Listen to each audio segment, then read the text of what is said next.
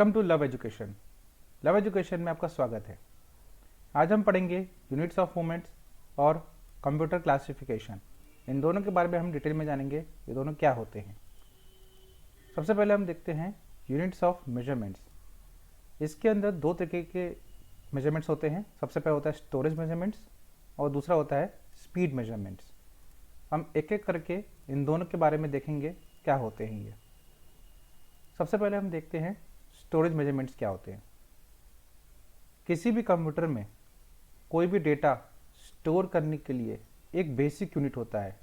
उस basic unit को हम लोग कहते हैं बिट, या तो फिर बाइनरी डिजिट।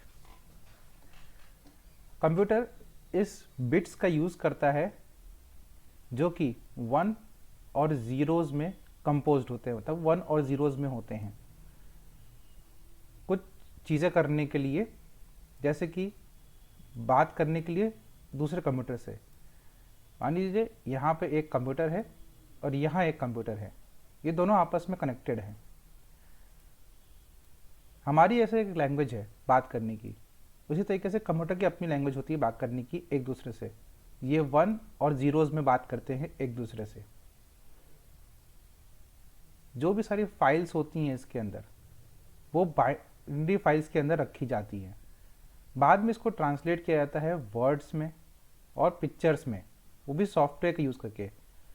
अगर आपको नहीं पता कि ये सॉफ्टवेयर क्या होता है तो आप हमारे पिछले लेक्चर्स में देख सकते हैं, जिसका लिंक आपको डिस्क्रिप्शन में मिल जाएगा या ऊपर आई बटन में आपको मिल जाएगा, जहाँ से आप चेक कर सकते हैं कि सॉफ्टवेयर और हार्डवेयर ये दो चीज़ें होती हैं, इन दोनों का डिफरेंस क्या है और दोनों क्या होते हैं। ये 1s और 0s के अंदर सेव होती हैं। यहाँ पे एक 2 नंबर सिस्टम भी होता है, जिसे हम लोग कहते हैं बाइनरी नंबर सिस्टम, क्योंकि इसके अंदर 2 नंबर्स होते हैं। अगर एक है तो हम लोग उसको कहेंगे बिट, और अगर 2 है तो इसको हम लोग कहेंगे बाइनरी। ये दोनों का डिफरेंस याद रखिएगा। जो डेसिमल नंबर सिस्टम है ये 10 यूनिक डिजिट से बना होता है, जो कि 0 to 9 होता है। मतलब 0 से स्टार्ट होता है और ये 9 होता है। स्टार्टिंग पॉइंट 0 है, लास्ट नंबर 9 है। इसको 10 डिजिट कहते हैं, जैसे 0 1 2 3 4 5 6 7 8 9। अब देखिए 1 2 3 4 5 6 7 8 9 10, टोटल 10 है, इसलिए 10 यूनिक डिजिट्स इसको कहा जाता है।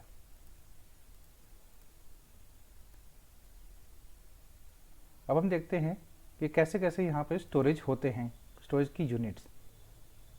सबसे पहले होता है बिट, जो कि 0 और 1 में होता है, अभी हमने पीछे पढ़ा। उसके बाद आता है केबी, इसे हम लोग कहते हैं किलो बाइट, जो 1024 बाइट्स मिलकर बनता है। फिर आता है मेगा बाइट, इसे हम लोग कहते हैं एमबी, जो 1024 किलो बाइट्स मिलके 1 एमबी बनता है। उसी तरीके से 1024 बाइट्स मिलके 1 किलो बाइट बनता है, 1 केबी बनता है। फिर आता है गीगाबाइट, जिसे हम लोग कहते हैं जीबी। तो 1 GB is equal to 1024 megabytes, मतलब 1024 एमबी। इतने एमबी होंगे तब ये 1 जीबी में काउंट किया जाएगा। फिर होता है टेराबाइट, जिसे हम लोग कहते हैं टीबी। तो 1 TB is equal to 1024 GB. इस चार्ट को आप लोग अच्छे से याद कर लीजिएगा, क्योंकि कई बार एग्जाम्स में ये चार्ट को पूछ लिया जाता है कि कितने बाइट्स को मिला के या फिर कितने केबी को मिला के कितना एमबी या जीबी बनता है।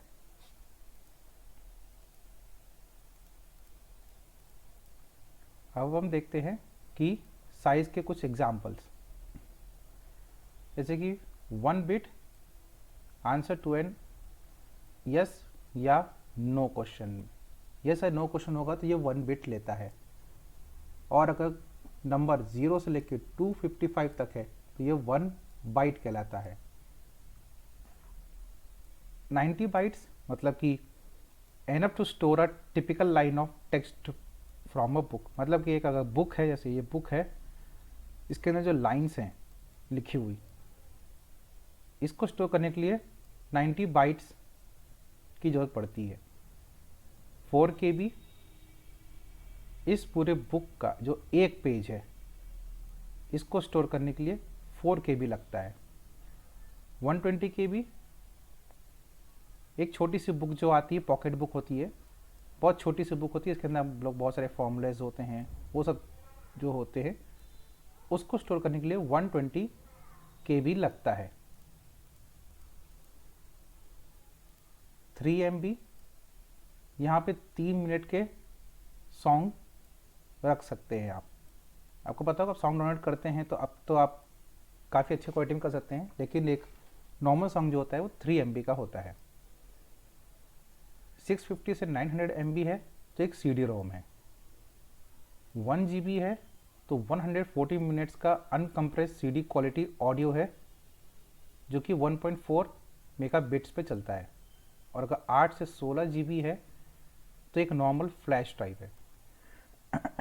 अगर आपको यहाँ पे CD, रोम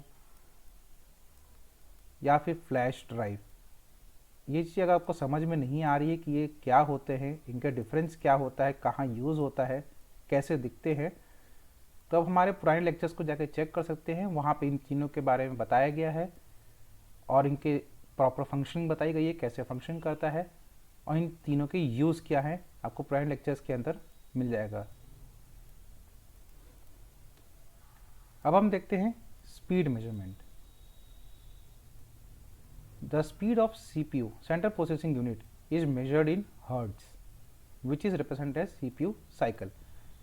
जो CPU होता है, इसका जो स्पीड होता है उसको हम लोग हर्ट्स में रिप्रेजेंट करते हैं, और इसका जो कहते हैं हम लोग नॉर्मल लैंग्वेज में कहते हैं एक CPU cycle. The speed of CPU is known as computer speed. जैसे कहते हैं कभी कंप्यूटर का स्पीड बहुत स्लो है, कंप्यूटर का स्पीड बहुत ज़्यादा तेज है, तो ये भी जो भी स्पीड होता है वो उसको हम लोग हर्ट्स में काउंट करते हैं।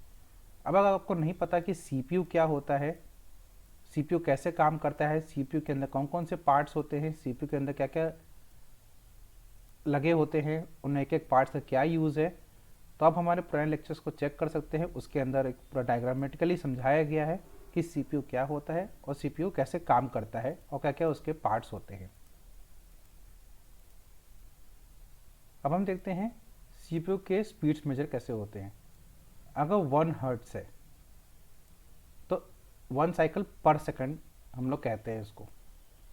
अगर 1 मेगा हर्ट्स है तो 1 मिलियन साइकिल्स पर सेकंड और 1000 हर्ट्स कहते हैं।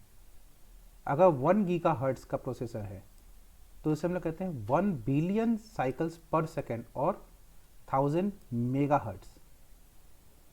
इस चार्ट को आप प्रॉपर तरीके से याद रखिएगा, क्योंकि कई बार एग्जाम्स में ये एज अ MCQ पूछ लिया जाता है तो लोग कंफ्यूज हो जाते हैं कि कहाँ पे क्या था। अब हम देखते हैं कंप्यूटर्स के क्लासिफिकेशन।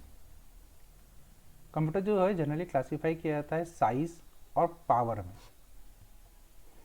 कभी कभार एक दूसरे से ओवरलैप कर जाते हैं, बहुत रेयर चांस में ऐसा होता है। तो एक पर्सनल कंप्यूटर जो होता है वो बहुत छोटा होता है, सिंगल यूज़र के लिए होता है और ये माइक्रो प्रोसेसर पे बना होता है। ये माइक्रो प्रोसेसर क्या होता है कंप्यूटर के अंदर, ये कैसे काम करता है, अगर आपको जानना है तो आने वाले वीडियोज़ में इसके बारे में एक वीडियो बनाई जाएगी जहाँ पे आपको पूरा इसका डिटेल मालूम चलेगा माइक्रो प्रोसेसर क्या होता है और कैसे काम करता है। हमने इसको पर्सनल कंप्यूटर इसलिए कहते हैं क्योंकि ये छोटा होता है और एक सिंगल आदमी इसको यूज़ करता है। इन एडिशन माइक्रो प्रोसेसर एक पर्सनल कंप्यूटर है जिसके साथ कीबोर्ड दिया जाता है डेटा एंटर करने के लिए, एक मॉनिटर होता है इंफॉर्मेशन डिस्प्ले करने के लिए, और स्टोरेज डिवाइस होता है डेटा को सेव करने के लिए। अगर आपको नहीं पता कि ये कीबोर्ड क्या होता है, मॉनिटर क्या होता है, और ये स्टोरेज डिवाइस क्या होता है, अगर आपको ये नहीं पता, इनके डिफरेंसेस नहीं पता, ये कैसे काम करते हैं ये नहीं पता, तो आप हमारे पुराने लेक्चर्स को चेक कर लीजिएगा। उसके अंदर आपको सारी details with diagram with example मिल जाएंगे। एक होता है वर्क स्टेशन, ये पावरफुल होता है लेकिन ये भी सिंगल यूज़र कंप्यूटर होता है। वर्क स्टेशन जो है वो एक पर्सनल कंप्यूटर की तरह होता है लेकिन ज़्यादा पावरफुल होता है। इसके अंदर हायर क्वालिटी मॉनिटर लगे होते हैं। फिर तीसरा होता है मिनी कंप्यूटर, ये मल्टी यूज़र कंप्यूटर होता है। इसमें 10 से लेके हंड्रेड्स ऑफ यूज़र काम कर सकते हैं। मतलब कि मिनी कंप्यूटर जो होता है, एक कंप्यूटर रहेगा, इसके अंदर 10 से लेके 100 तक यूज़र एक साथ काम कर सकते हैं, इसलिए इसको ज़्यादा पावरफुल कंप्यूटर कहा जाता है और इसको मिनी कंप्यूटर कहते हैं। अब एक होता है मेन फ्रेम कंप्यूटर, ये पावरफुल मल्टी यूज़र कंप्यूटर होता है जो कैपेबल होता है हंड्रेड्स और थाउजेंड्स ऑफ यूज़र्स को एक साथ संभालने के लिए। एक मेन फ्रेम कंप्यूटर होता है, ये 100 से लेके थाउजेंड्स तक के यूज़र को यूज़ कर सकते हैं इसके अंदर। ये होता है सुपर कंप्यूटर, ये एक्सट्रीमली फास्ट कंप्यूटर है जिसमें 100 से लेके मिलियंस तक के यूज़र्स यहाँ पे इंस्ट्रक्शंस पर सेकंड दे सकते हैं, इसलिए इसको कहा जाता है सुपर कंप्यूटर। ये बहुत रेयर कंप्यूटर्स होते हैं, ये हर किसी के पास अवेलेबल नहीं होते हैं, ये गवर्नमेंट्स के पास होते हैं या तो कोई बड़ी अथॉरिटी होती है उनके पास अवेलेबल्स होते हैं, या फिर कोई रिसर्च सेंटर हो वहाँ पे अवेलेबल होते हैं ये सब। अब आने वाले वीडियो में हम देखेंगे कि लैपटॉप और स्मार्टफोन्स और कंप्यूटर में डिफरेंस क्या है। ऐसे आपको पता होगा कि आप लैपटॉप आप यूज़ करते हैं, स्मार्टफोन भी आप यूज़ करते हैं और एक कंप्यूटर भी होता है। हम लोग नॉर्मली जानते हैं इसके बारे में, बट इसकी एक्चुअल फंक्शनिंग क्या होती है, इसके अंदर एक्चुअल डिफरेंस क्या होता है, ये सब चीज़ें हम नेक्स्ट वीडियो में जानेंगे। Thank you and have a nice day. Please subscribe our channel love education. पढ़ते रहिए और एजुकेशन से प्यार करते रहिए, और आने वाले वीडियोस के अपडेट पाने के लिए चैनल को सब्सक्राइब करें और बेल आइकन जरूर दबाएं। Thank you and have a nice day.